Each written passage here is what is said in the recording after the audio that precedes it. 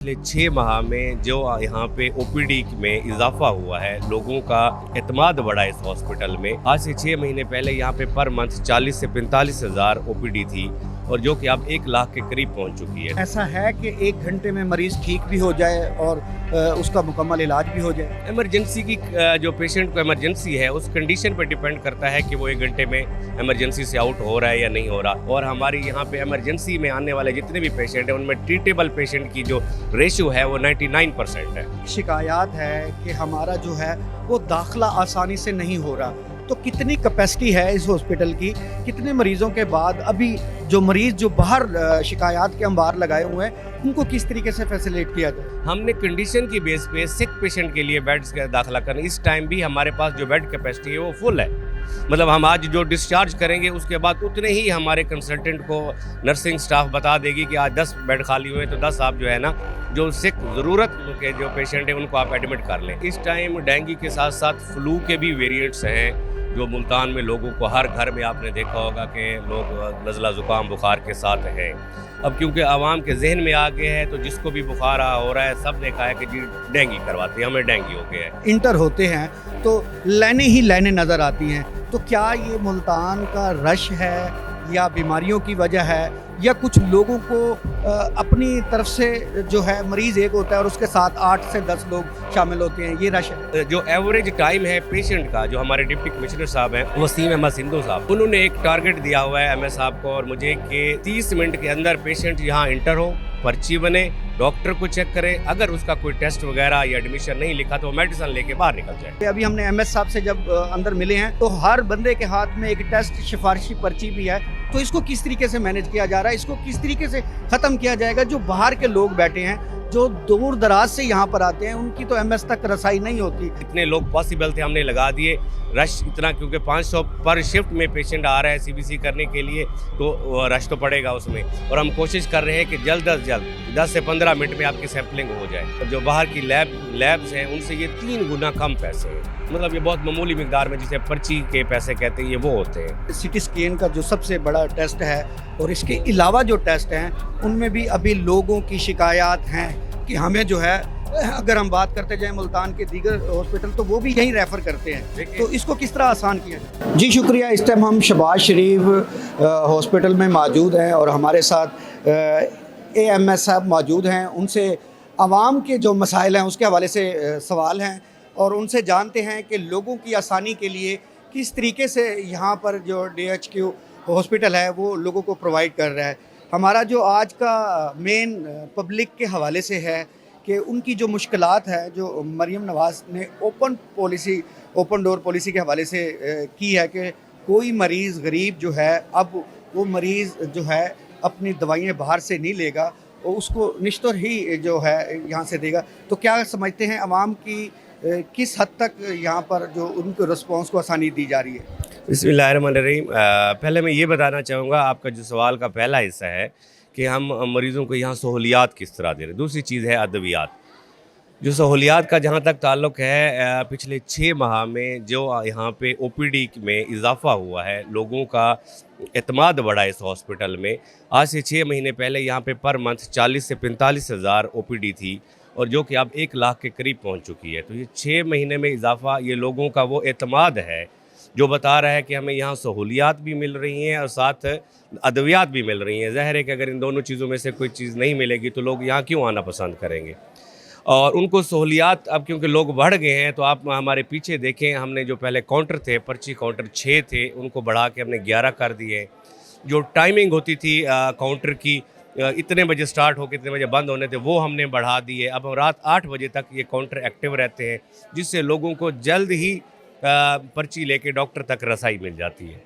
हमारा ये सवाल है कि इमरजेंसी जो है वो 1 घंटे की है, तो क्या ये ऐसा है कि 1 घंटे में मरीज़ ठीक भी हो जाए और उसका मुकम्मल इलाज भी हो जाए। देखिए, इमरजेंसी पेशेंट जो भी हमारे पास आएगा उसके लिए एक तो इमरजेंसी में इंटर होने का रास्ता ही अलग है। इमरजेंसी हमारी 24/7 है, डॉक्टर यहाँ पे अवेलेबल होते हैं।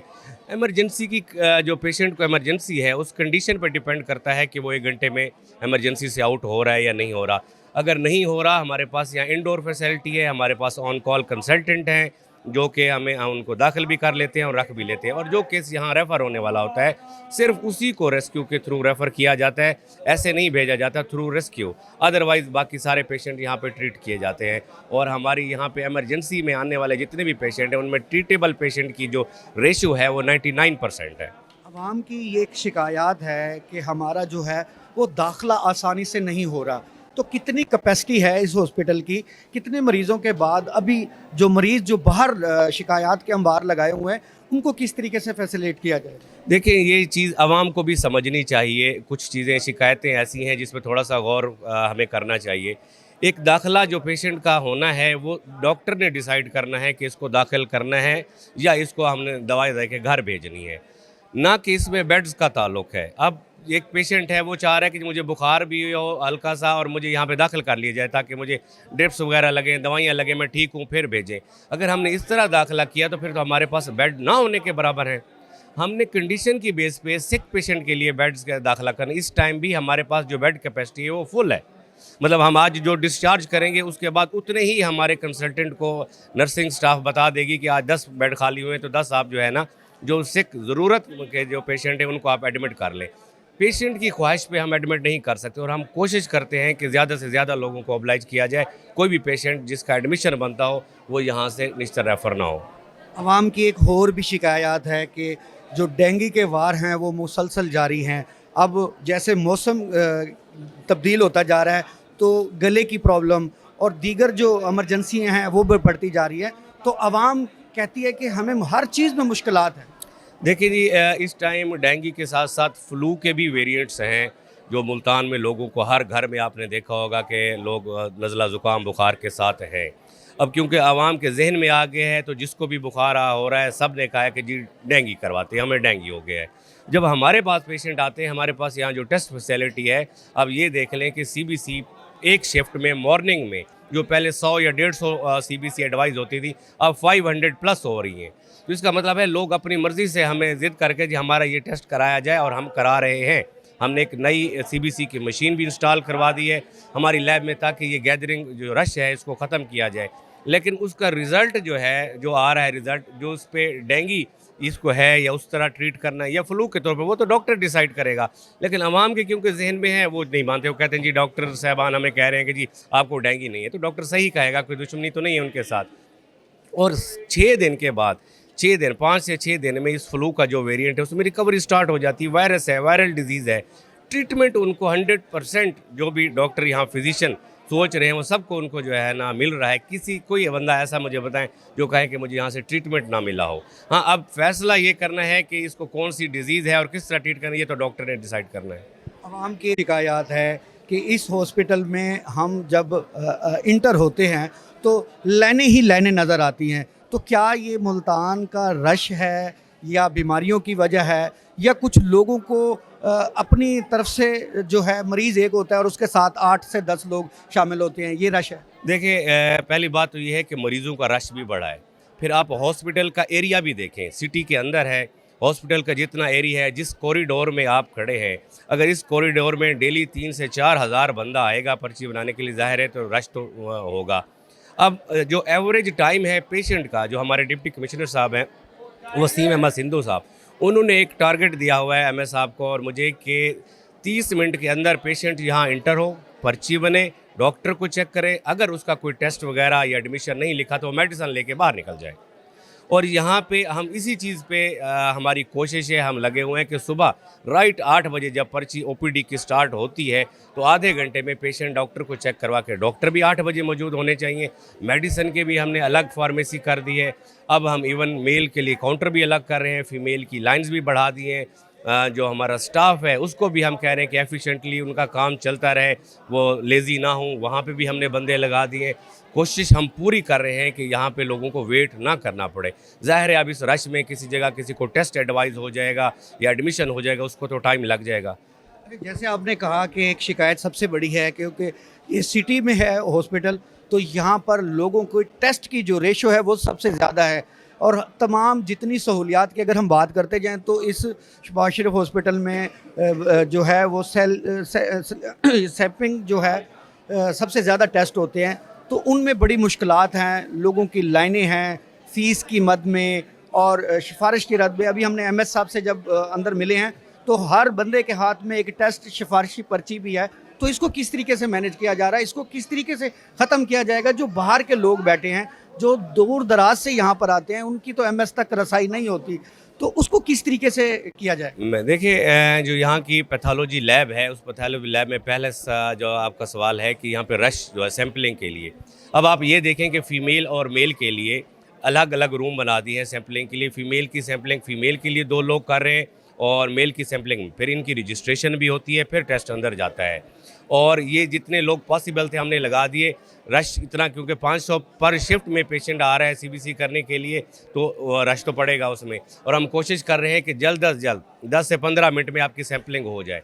दूसरा आपका सवाल ये था कि जो स्लिप पे फ्री करवाने के लिए, ये जो पैथोलॉजी लैब के टेस्ट के जो पैसे हैं, ये गवर्नमेंट की तरफ से ये वो पैसे हैं जो बाहर से तकरीबन जो बाहर की लैब्स हैं उनसे ये 3 गुना कम पैसे हैं। मतलब ये बहुत मामूली मिकदार में, जिसे पर्ची के पैसे कहते हैं, ये वो होते हैं। और इनको फ्री उन्हीं लोगों को किया जाता है जिन लोगों के पास या तो ज़कात फार्म हो या वो खुद जो फ्री करने वाला डॉक्टर है वो ये देखे और वो खुद ही प्लान करे कि ये जो है ना वाकई मुझे ये लग रहा है कि इसको ज़रूरत है। बाकी किसी के यहाँ पे फ्री नहीं किए जाते क्योंकि ये टेस्ट के बहुत कम पैसे हैं। मतलब एक जो सीबीसी 60 या 70 रुपये में हो रहा है या 90 रुपये में हो रहा है, बाहर तो ये 800 रुपये या 900 रुपये का है। तो ये सिर्फ बिल्कुल प्योर विलिंग लोगों को ही फ्री किया जाता है, बाकी सबको नहीं किया जाता। अगर हम बात करते जाएँ, यहाँ सबसे सिटी स्कैन का जो सबसे बड़ा टेस्ट है और इसके अलावा जो टेस्ट हैं उनमें भी अभी लोगों की शिकायत हैं कि हमें जो है, अगर हम बात करते जाएँ मुल्तान के दीगर हॉस्पिटल तो वो भी यहीं रेफ़र करते हैं। तो इसको किस तरह आसान किया जाता है? देखिए, जहाँ तक सिटी स्कैन की बात है, सिटी स्कैन हमें ये जो गवर्नमेंट ने हमें ये सिटी स्कैन दिया, इसमें सिर्फ इमरजेंसी में प्लेन ब्रेन का जो सिटी स्कैन है, अगर कोई आरटीए का, रोड ट्रैफिक एक्सीडेंट का केस आता है या इस तरह का कोई केस आता है, हम सिर्फ वही फ्री करा सकते हैं।